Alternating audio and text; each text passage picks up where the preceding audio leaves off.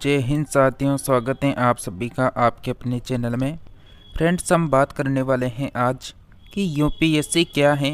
2024 की जो अपडेट है उसके बारे में भी हम जानेंगे।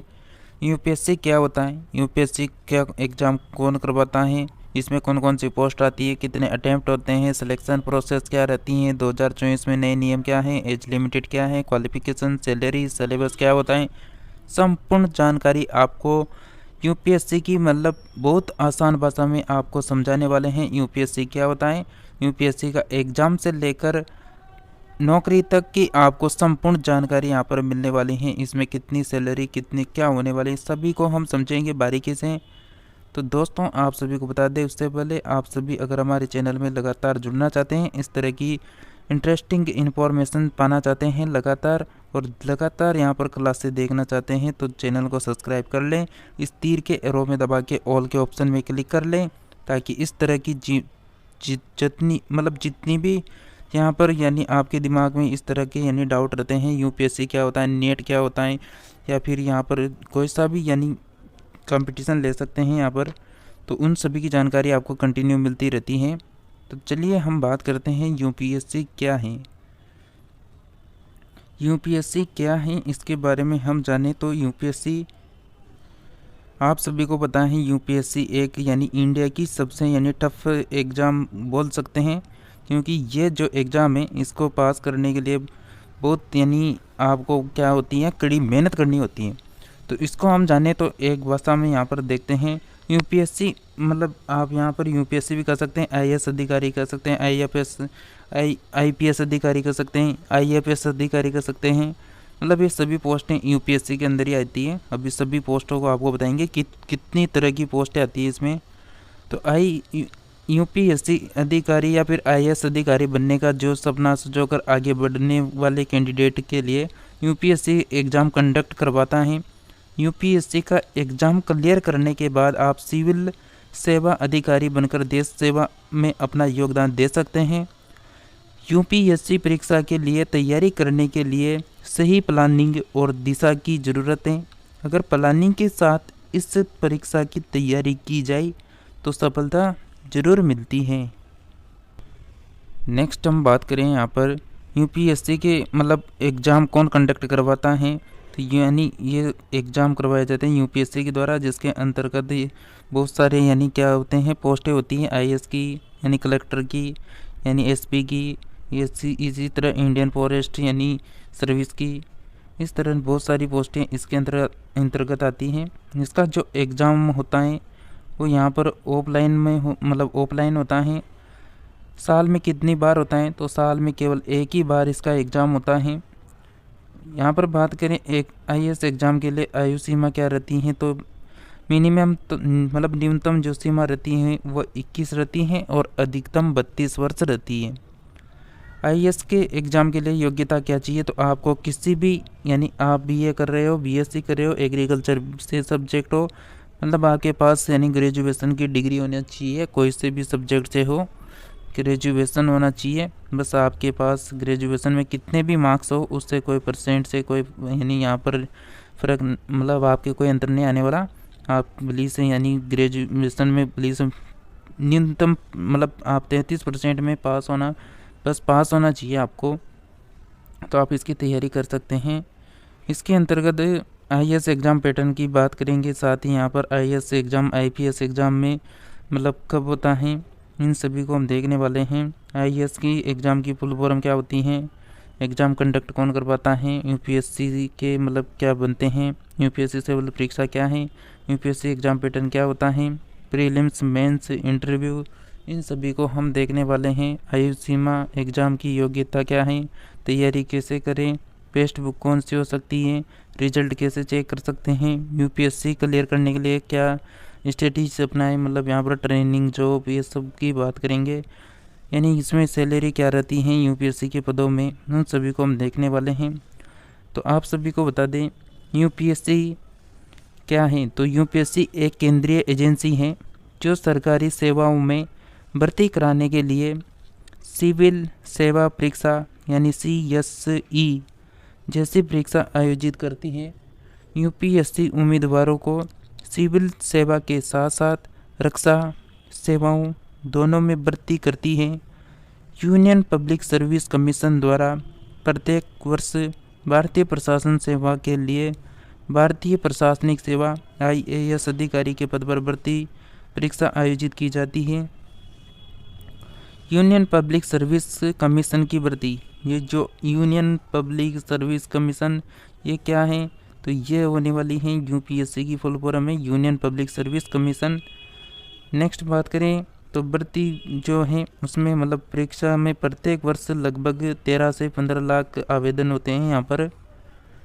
नेक्स्ट बात करें कि इसकी फुल फॉर्म क्या होती है, तो जैसा कि मैंने बताया आपको यूनियन पब्लिक सर्विस कमीशन इसकी फुल फॉर्म होती है। एग्ज़ाम कंडक्ट कराता है, कौन करवाता है, तो UPSC इसका यानी एग्ज़ाम कंडक्ट करवाती है, जिसमें आप सभी को पता है लाखों यानी स्टूडेंट इसमें यानी फॉर्म अप्लाई करते हैं।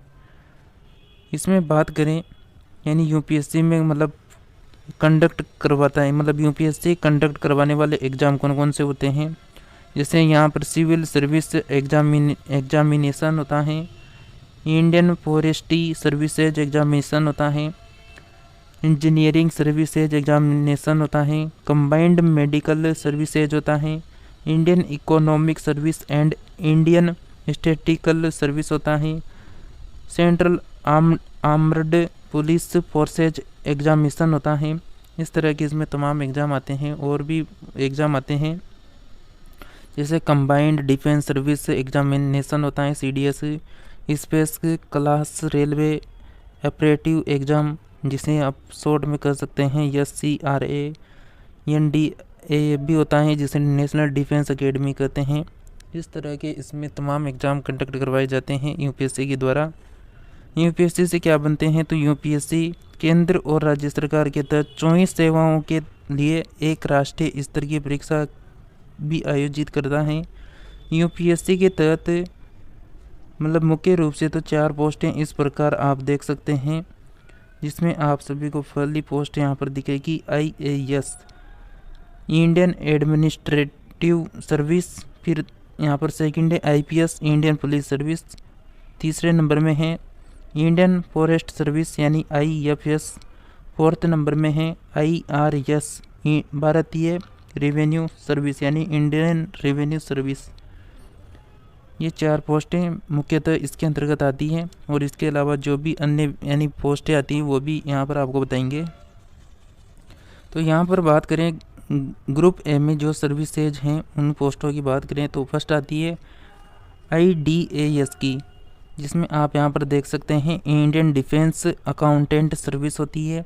नेक्स्ट बात करें IDES Indian defence assistant service, तीसरे नंबर में है IIS Indian information service, fourth number में बात करें IOFS Indian ordnance factories service यहाँ पर।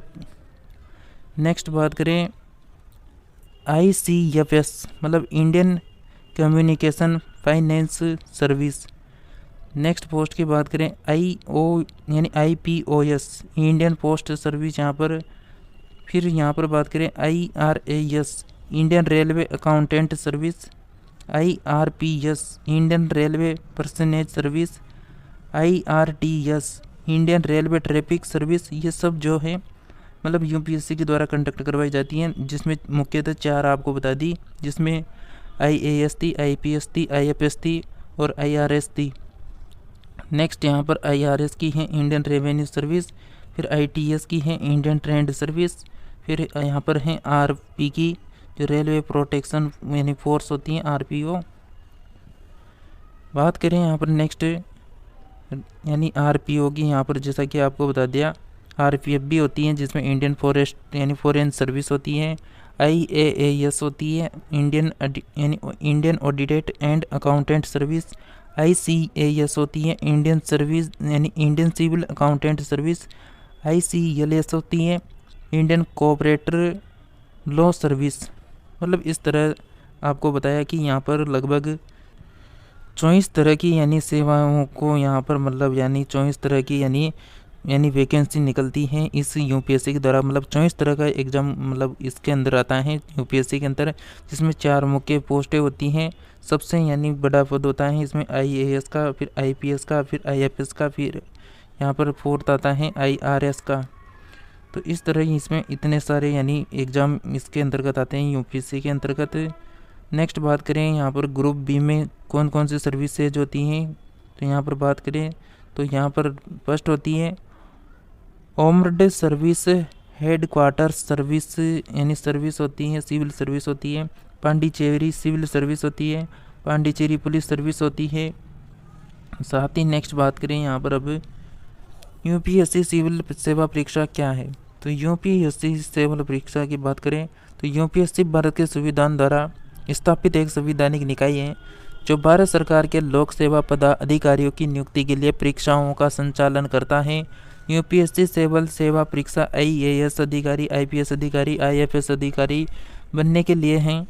सिविल सेवा परीक्षा साल में एक बार आयोजित होती है। सिविल सेवा परीक्षा का प्रथम चरण प्रारंभिक परीक्षा और दूसरा चरण मेंस और तीसरा चरण इंटरव्यू होता है। पहले प्री होगा, फिर मेंस होगा, फिर इंटरव्यू होगा, फिर उसके बाद फाइनल यानी रिजल्ट आता है। नेक्स्ट बात करें यूपीएससी एग्ज़ाम पैटर्न क्या होता है, तो वही मैंने आपको बताया, प्री एग्ज़ाम होगा, फिर मेंस होगा, फिर साक्षात्कार यानी इंटरव्यू होने वाला है। नेक्स्ट बात करें यहाँ पर फर्स्ट पेपर में मतलब क्या क्या यानी रहता है, तो फर्स्ट पेपर में आपके जनरल स्टडीज से क्वेश्चन आएंगे, ऑब्जेक्टिव क्वेश्चन आने वाले हैं, 100 क्वेश्चन आएंगे, 200 नंबर का मार्क्स होगा, 2 घंटे का समय रहता है। सेकंड पेपर इसका यानी प्री का जो सेकंड पेपर है उसमें 80 नंबर का पेपर होगा, 200 मतलब 80% आएंगे, 200 अंक के होने वाले हैं और 2 घंटे का समय इसमें मिलने वाला है। नेक्स्ट बात करें इसमें नेक्स्ट प्रोसेस क्या है, तो यानी यूपीएससी एग्ज़ाम पैटर्न क्या होता है, तो यूपीएससी एग्ज़ाम मेंस का जो यानी एग्ज़ाम पैटर्न है उसकी बात करें तो मेंस में लगभग 9 पेपर आयोजित हो मतलब 9 पेपर आपके यहाँ पर लिए जाते हैं। जो कैंडिडेट फ्री एग्ज़ाम पास कर लेते हैं वो मेंस एग्ज़ाम के लिए यानी एलिजिबल हो जाते हैं। मेंस एग्ज़ाम में सभी पेपर जो हैं डिस्क्रिप्टिव टाइप के होते हैं, 2 लैंग्वेज के पेपर क्वालिफाइंग होते हैं। यूपीएससी मेंस परीक्षा 5 से 7 दिनों में आयोजित की जाती हैं। पेपर ए और बी क्वालिफाइंग प्रकृति के होते हैं। ये परीक्षा पास करने के बाद उम्मीदवार को इंटरव्यू में जाने का मौका मिल जाता है। हर एक पेपर डिस्क्रिप्ट यानी टाइप का होता है जिसमें 250 अंक होते हैं, मतलब जिसके 250 अंक होते हैं। नेक्स्ट बात करें यहाँ पर इंटरव्यू में क्या रहता है, तो मेरिट लिस्ट मुख्य परीक्षा के 7 पेपर और इंटरव्यू के दोनों अंकों को मिलाकर तैयार की जाती है। इंटरव्यू होता है वो 275 अंकों का होता है। कुल मिलाकर 2025 अंक का पेपर होता है। इंटरव्यू में जनरल नॉलेज और कैंडिडेट के मानसिक और सामाजिक व्यवहार का टेस्ट किया जाता है। यूपीएससी एग्ज़ाम की आयु सीमा क्या रहती है, तो आयु सीमा रहती है न्यूनतम 21 वर्ष और अधिकतम 32 वर्ष होती है। और ओबीसी जो यहाँ पर कैंडिडेट होते हैं उनकी आयु 21 से 34 वर्ष तक होती है। फिर यूपीएससी एग्ज़ाम के लिए योग्यता क्या चाहिए, तो यूपीएससी एग्ज़ाम के लिए योग्यता चाहिए कैंडिडेट के पास किसी भी मान्यता प्राप्त कॉलेज या फिर यूनिवर्सिटी से किसी भी स्ट्रीम से मतलब बैचलर मतलब ग्रेजुएशन की डिग्री होनी चाहिए आपके पास। आप किसी भी सब्जेक्ट से हो, किसी भी यानी मतलब मान्यता प्राप्त कॉलेज से आपके पास डिग्री होनी चाहिए, किसी भी सब्जेक्ट से हो। नेक्स्ट यहाँ पर बात करें आपके तो यूपीएससी की तैयारी कैसे करें, तो यूपीएससी मतलब किसी भी एग्ज़ाम को पास करने के लिए उस एग्ज़ाम की तैयारी की बेहतर रणनीति होनी चाहिए। स्टूडेंट को यूपीएससी की तैयारी ऑनलाइन ऑफलाइन शुरू करनी चाहिए। यूपीएससी की तैयारी के बारे में पॉइंट यहाँ पर बताया गया है। एग्ज़ाम में आने वाले सब यानी सिलेबस को पहले आपको समझना चाहिए। रणनीति और अध्ययन की सामग्री को इकट्ठा करें, बार बार मॉक टेस्ट दीजिए, एकाग्रता के साथ पढ़ाई करें। पढ़ाई के साथ लेखन करना भी ज़रूरी है। रोज़ाना न्यूज़पेपर मैगजीन्स को पढ़ लें, साथ में रोज़ाना बुक्स पढ़ें, लिखने की आदत को डालें। टाइम मैनेज को यानी विशेष ध्यान रखें। बीते वर्षों के जो क्वेश्चन पेपर हैं उनको निकालने की कोशिश करें। हर साल आने वाले बजट का एनालिसिस करें और जो करंट अफेयर्स होता है उसको भी आप यानी निरंतर यानी देखते रहें। यूपीएससी का रिजल्ट कब यानी मतलब कैसे चेक किया जा सकता है, तो इस तरह आप इस यानी रिजल्ट को चेक कर पाएंगे। जैसा कि रिजल्ट देखने के लिए जो upsc.government.in जो वेबसाइट होती है उसमें जाकर आप यहाँ पर रिजल्ट लिंक पर क्लिक करके पीडीएफ खुल जाएगी। पीडीएफ में आप अपना रोल नंबर यहाँ पर पीडीएफ में सर्च कर सकते हैं। अगली विंडो ओपन होते ही रिजल्ट आपके सामने आ जाएगा और अपना रिजल्ट डाउनलोड करके प्रिंट आउट निकलवा सकते हैं। उसके बाद बात करें कि क्लियर होने के बाद स्टेटस क्या होता है। किसी भी एग्ज़ाम को पास करने के बाद उसे आगे स्टेटस को ज़रूर जानना चाहिए आपको। सिविल सर्विस में प्री मेंस एग्ज़ाम क्लियर करने के बाद इंटरव्यू होता है और इसी के आधार पर मेरिट बनती है। यूपीएससी के बाद ट्रेनिंग की बात करें तो यूपीएससी की क्लियर करने के बाद लंबी ट्रेनिंग प्रक्रिया से गुजरना होता है, जिसे सफलतापूर्वक पास करने के बाद ही कैंडिडेट की नियुक्ति होती है। आईएएस अधिकारी बनने की ट्रेनिंग मसूरी के Lal Bahadur Shastri national academy of administration में फाउंडेशन फोर्स से होती है। इसमें से यानी सेलेक्ट कैंडिडेट को बेसिक एडमिनिस्ट्रेटिव सिविल सिखाई जाती है। सिविल सेवा अधिकारियों को गांवों का दौरा करना होता है। नेक्स्ट बात करें कि कैंडिडेट को लैंग्वेज सीखने के साथ ही हेल्थ, एनर्जी, एग्रीकल्चर, इंडस्ट्रीज यानी रूरल डेवलपमेंट, पंचायती राज, महिला एवं बाल विकास, अर्बन डेवलपमेंट, सोशल सेक्टर, वन कानून व्यवस्था, ट्राइबल डेवलपमेंट आदि पर यानी एक्सपर्ट और सीनियर ब्यूरोक्रेट्स की क्लास में गाइडेंस मिलती है। 1 वर्ष की एकेडमिक ट्रेनिंग और फील्ड ट्रेनिंग के बाद आईएएस अधिकारी 1 साल की ऑन जॉब प्रैक्टिकल ट्रेनिंग के लिए अपने कैंडिडेट के राज्य में जाते हैं। यूपीएससी के बाद जॉब क्या है, तो यूपीएससी के बाद जॉब की बात करें तो यूपीएससी एग्ज़ाम क्लियर करने के बाद इंटरव्यू से ट्रेनिंग का प्रोसेस कंप्लीट करने के बाद जॉब पोस्टिंग होती है। आईएएस, आईपीएस, आईएफएस अधिकारियों को राज्यों और केंद्र शासित प्रदेशों के अनुसार केंद्र दिया जाता है। यूपीएससी सिविल सेवा परीक्षा में 24 सेवाओं में जॉब मिलती है। तो 24 सेवा कौन कौन सी हो सकती हैं एक बार फिर से देखते हैं। फर्स्ट यहाँ पर होती है यानी आईएएस, जिसे हिंदी में कहेंगे भारतीय प्रशासनिक सेवा। नेक्स्ट है आईआईएस, भारतीय सूचना सेवा। आईपीएस, भारतीय पुलिस सेवा। आईएफओएस, भारतीय वन सेवा। आईएफएस, भारतीय विदेशी सेवा। आईपीओएस, भारतीय डाक सेवा। पीसीएस, पांडुचेरी सिविल सेवा। आईआरएस, भारतीय राजस्व सेवा। आईटीएस, भारतीय व्यापार सेवा। आरपीएफ, रेलवे सुरक्षा बल। पीआर यानी पीपीएस, पांडुचेरी पुलिस सेवा। नेक्स्ट है यहाँ पर DANICS, Delhi Andaman Nicobar island civil सेवा। नेक्स्ट है DANIPS, दिल्ली अंडमान निकोबार आइलैंड लक्षद्वीप दमनदीप दादर नागर हवेली पुलिस सेवा। IDAS, Indian defence accountant service. Next यहाँ पर यानी नेक्स्ट है IAAS, इंडियन ऑडिट एवं accountant service. ICAS, Indian civil accountant service. ICLS, Indian corporator law service. ICFS, Indian communication finance service. IRAS, Indian railway accountant service. IOFS, Indian audit ordnance factories service. ARTS, Indian railway traffic service. AFHCS, armed forces headquarters यानी civil service. Next है यहाँ पर IRPS यानी Indian railway personnel service. Next है IDES, Indian defence status service. ये थी यहाँ पर इस तरह यानी कुल यानी पोस्टें आपके सामने हैं। बात करें यहाँ पर यूपीएससी के पदों के हिसाब से सैलरी पे क्या होता है, तो पदों के बिना प्रवेश स्तर के आईएएस ऑफिसर की सैलरी लगभग 56,000 रुपये होगी। बाद में अनुभव बढ़ने के साथ साथ सैलरी और पद भी बढ़ता रहता है।